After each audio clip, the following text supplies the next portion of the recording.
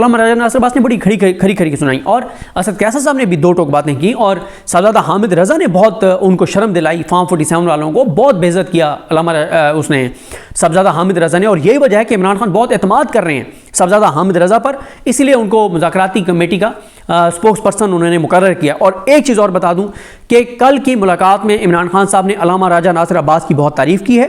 इमरान खान ने कहा कि उनको साथ रखें, वो दलेर हैं, वो बहादुर हैं और वो बड़ी जुर्रत से बात करते हैं, उनका दो टोक मौक़िफ़ होता है, उनको साथ रखें।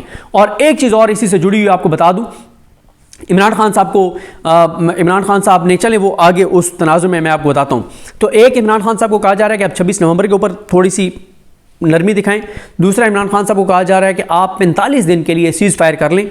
ओवरसीज़ पाकिस्तानी जो बाहर ट्वीट शीट्स कर रहे हैं, जो ह्यूमन राइट्स ऑर्गेनाइजेशंस को टैग कर रहे हैं, जो ईमेल्स कर रहे हैं, जो ट्विटर पे वो रोला डाले हुए हैं, और साथ सिविल नाफरमानी वाली आपकी तहरीक है, उस तहरीक को भी आप सिविल नाफरमानी की तहरीक और कॉल को मुअख्खर कर दें। ओवरसीज़ पाकिस्तानियों को भी मैसेज दे दें कि कोई इस तरह की चीज़ नहीं होगी, ट्विटर पे भी मामलात नॉर्मलाइज कर दें। तो 45 दिन में हम आपको कोई ना कोई बड़ी एक चीज़ जो है वो दे देंगे। लेकिन इमरान खान साहब जो हैं वो इन तीनों चीज़ों पे कंप्रोमाइज़ करने को तैयार हैं। ना इमरान खान साहब सिविल नाफरमानी की तहरीक वापस लेने को तैयार हैं, ना इमरान खान साहब 26 नवंबर पे कोई कंप्रोमाइज़ करने को तैयार हैं, ना इमरान खान साहब इस बात पर आने को तैयार हैं कि वो ओवरसीज़ पाकिस्तानियों को जेल से पैगाम भेजें कि आप ट्विटर के ऊपर धीमे हो जाएँ और आप ट्विटर के ऊपर कोई हाइप क्रिएट ना करें, आप कोई 26 नवंबर की बात ना करें, आप कोई रेमिटेंसेस की बात ना करें, आप कोई जो है वो इंटरनेशनल ऑर्गेनाइजेशंस को ट्रैक कर रहे हैं वो ना करें। इमरान खान साहब इस बात पे इसलिए मानने को तैयार नहीं है क्योंकि इमरान खान कहते हैं कि ये ट्रैप है मुज़ाकरात, ये मुज़ाकरात के नाम पे वक्त गुजारना चाहते हैं और एंड में ये हमसे बहुत बड़ा धोखा करेंगे और कोई बहुत बड़ा ज़ालमाना इक़दाम करेंगे।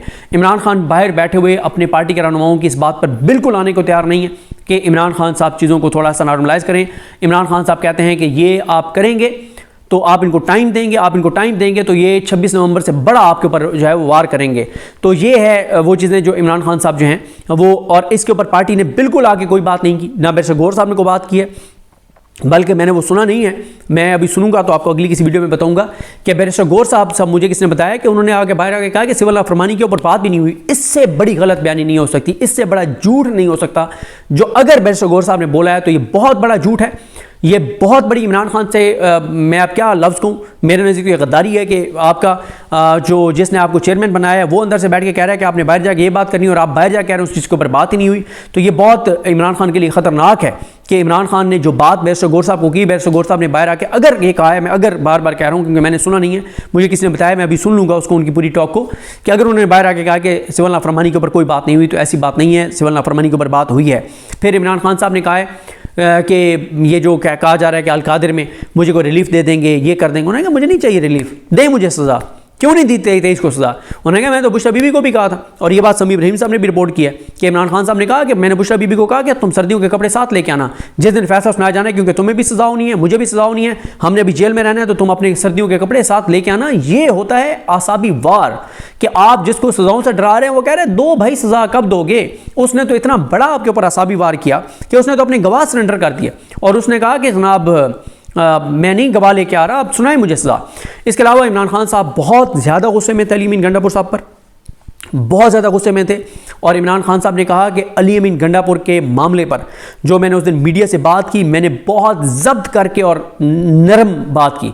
और मुझे किसी ने बताया कि इमरान खान साहब ने आज तक इस तरह से नहीं कहा जिस तरह से उन्होंने कहा कि मैं बहुत मुझे बहुत तकलीफ़ हुई अली अमीन गंडापुर की मोहसिन नकवी के साथ तस्वीरें देखकर अखबार में छपी हुई। इमरान खान ने कहा कि तुम क्या अपने कारकुनान को पैगाम दे रहे हो कि तुम कातिलों के साथ बैठे हो जो हमारा कातिल है।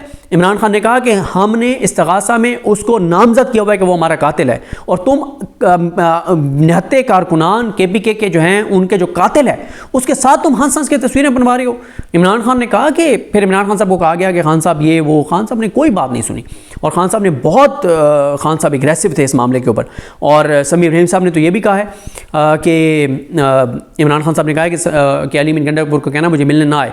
गो के ये अब किस मुलाकात में उन्होंने कहा है, क्योंकि उनकी इससे पहले भी बुशरा बीबी के साथ भी मुलाकात हुई है, उसमें कहा है, इसमें कहा है, इसकी मुझे बहरहाल कंफर्मेशन नहीं हो सकी कि किस मुलाकात में उन्होंने कहा है। लेकिन समी इब्राहिम साहब ने तो ये भी कहा है कि इमरान खान साहब ने कहा है कि अली मीन गंडापुर को कहना कि मुझसे मिलने ना आए, और इमरान खान साहब ने कहा है कि अली मीन गंडापुर का तो एपिक्स कमेटी में भी नहीं बैठना चाहिए। और इमरान खान साहब को फिर कहा गया कि वो सर एपिक्स कमेटी हुई है कुरम के ऊपर, तो इमरान खान साहब ने स्नब किया, बाकायदा स्नब किया, और उन्होंने कहा कि मुझे पता है जो कुछ कुरम में हो रहा है और क्यों हो रहा है और कैसे हो रहा है, और बलूचिस्तान में जो कुछ हो रहा है और क्यों हो रहा है, और कोई जब फोकस सारा कहीं और होगा तो ये चीज़ें होंगी और इस तरह की चीज़ें। क्योंकि कुरम वाले मामले पे अल्लामा राजा नासिर अब्बास साहब पहले बता चुके कि इमरान खान साहब से वो मिले थे और उन्होंने इमरान खान साहब को कहा था कि डीसी कुरम का चेंज करें वरना यहाँ पे कत्ल गारत गरी हो जाएगी।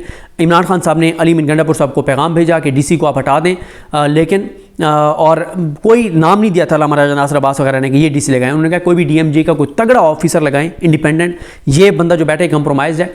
लेकिन अली अमीन गंडापुर साहब ने उसको डीसी को नहीं हटाया, और उस पर अली अमीन गंडापुर साहब का अपना मौक़िफ़ है कि कुछ लोगों को तहफ़्फ़ुज़ात हैं कि आपने इसको नहीं हटाना, तो इसलिए अली अमीन गंडापुर साहब ने डीसी को नहीं हटाया। और फिर 150-200 लोग जो हैं वो कुरम में जो है वो मारे जा चुके हैं दोनों साइडों से, और वो असल में मसला ज़मीनों का है, लेकिन उसको फ़िरका वाराना बनाया जा रहा है। और चीख के अल्लामा राजा नासिर अब्बास कह रहे हैं कि खुदारा होश के नाखुन लो, खुदारा होश के नाखुन लो, ये सुन्नी शिया लड़ाई नहीं है।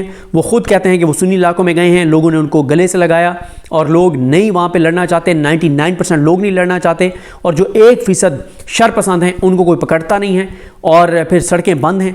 और सड़कें बंद होने की वजह से जो है वो इस वक्त वहाँ पे अस्पतालों में अद्वियात की कमी है। और इस हवाले से आप फैसल ईदी साहब के बयानात सुन चुके हैं जो उन्होंने मुख्तलिफ टॉक शोज़ में दिए हैं कि 50 बच्चे अद्वियात ना होने की वजह से इस वक्त तक उनकी डेथ हो चुकी है। ये बहुत बड़ा सानिया है। लेकिन जो बैरिस्टर सैफ साहब हैं वो कुछ और बयान दे रहे हैं। तो पीटीआई की सूबाई हुकूमत जो है उसको जो चीज़ें करनी चाहिए, ये वो एरिया है जहाँ के लोगों ने पीटीआई को वोट दिया है, शियों ने भी सुनियों ने भी। और इंजीनियर हमीद हुसैन वहाँ के जो हैं वो MNA हैं MWM के, और वो भी मुसलसल आवाज़ उठा रहे हैं, वो भी मुसलसल बात कर रहे हैं, वो बहुत एग्रेसिव बात कर रहे हैं। और जो अच्छी चीज़ है वो दोनों के नुमाइंदे हैं, शियों के भी सुनियों के भी, वो शियों की भी बात कर रहे हैं, सुनियों की भी बात कर रहे हैं, दोनों इलाकों की बात कर रहे हैं और बड़ी जुर्रत से बात कर रहे हैं और कैटेगोरिकल कह रहे हैं। अब वो ये कहते हैं कि हमें कहा जाता है कि आप असला जो है वो सारे इस एरिया के लोग दे दें। वो कहते हैं 3 अतराफ से हमें बॉर्डर लगता है अफगानिस्तान का, उधर दाइश बैठी हुई है, उधर जो है वो दहशतगर्द बैठे हुए हैं अफगानिस्तान के उस बॉर्डर के उन एरियाज़ में। तुम या तो हमें इतनी सिक्योर कर दो, बॉर्डर को इतना सिक्योर कर दो कि हम दे देते हैं असला, लेकिन तुम हमें कह रहे हो असला दे दो और ताकि कल को वो हम पे आएँ और हमें मार के चले जाएं और हम अपना दिफाई ना कर सकें, अपना तहफ़्फ़ुज़ ना कर सकें। और फिर आप देखें ना कि 150-200 लोग जो मारे जा चुके हैं, चाहे इस साइड पे या उस साइड पे, किसी भी साइड पे, सारे इंसान हैं। सारों का कत्ल जो है वो काबिल मुज़म्मत है, चाहे वो कोई शिया है, सुन्नी है, बरेलवी है, देवबंदी है, अहले हदीस है, इंसान है। वो मसलक उनका कोई भी हो, मज़हब उनका कोई भी हो, इंसान है, सब काबिल मुज़म्मत हैं। अगर उधर से किसी ने मारा है, इधर से किसी ने मारा है, दोनों साइडों को उठा के और लटकाएं और निशान इबरत बना दें, लेकिन नहीं किया जा रहा। कोई एक बंदा अब तक गिरफ्तार नहीं हुआ वहाँ पे, और बस ये है कि जी रास्ते बंद कर दो। तो ये सारी चीज़ें।